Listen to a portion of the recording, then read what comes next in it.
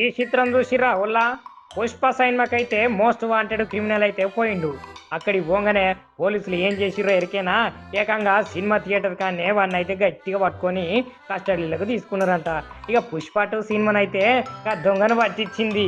ఇక చూసుకోర్రి అసలు ముచ్చట. మోస్ట్ వాంటెడ్ గ్యాంగ్స్టర్ని అయితే పట్టించిన పుష్ప 2 సైన్మా.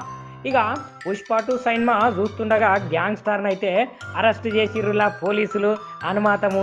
ఇక మహారాష్ట్ర నాగపూర్లనైతే ఓ మల్టీప్లెక్స్ థియేటర్ల పుష్ప 2 సైన్మాన్ అయితే చూసేందుకైతే గ్యాంగ్స్టార్ విషయాలు చుట్టుముట్టిరట పోలీసులు. ఇక చుట్టుముట్టి ఏం చేసిరంటే అరెస్ట్ చేసిర్రు వాడిని.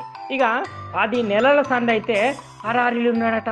పోలీసుల కళ్ళు కప్పి జాగాలు మార్చుకుంటా రూట్లు మార్చుకుంటా ఎక్కడున్నాడో తెలియకుండా వేరే వేరే తొవ్వలల్లో వేరే వేరే సందులల్లో పోకుండా జనాల కళ్ళు కప్పి గట్లనే పోలీసుల కళ్ళు కప్పి అనేకమైన నేరాలు చేస్తున్నాడంట ఈ విశాలనేటోడు.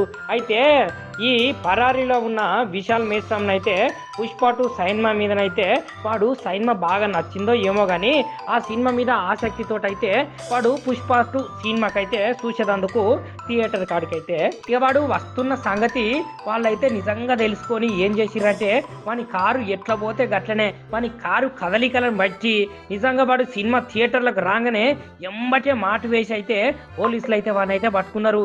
ఇక విశాల్ మేస్ట్రామ్ మీదనైతే 2 హత్య కేసులు, డ్రగ్స్ అక్రమ రవాణా కేసులు, గట్లనే హింసాత్మక ఘటనలల్లో పాల్గొన్న మొత్తం అయితే 27 కేసుల దాకా వాని మీద ఉన్నాయట. ఇక విశాలు కారు కదలికలను బట్టే వీన్ని పట్టుకున్నామని పోలీసులు అయితే తెలుపుతున్నారులా. ఇక నిజానికైతే పుష్ప 2 సైన్మా వాన్ని పట్టించిందనే చెప్తున్నారు.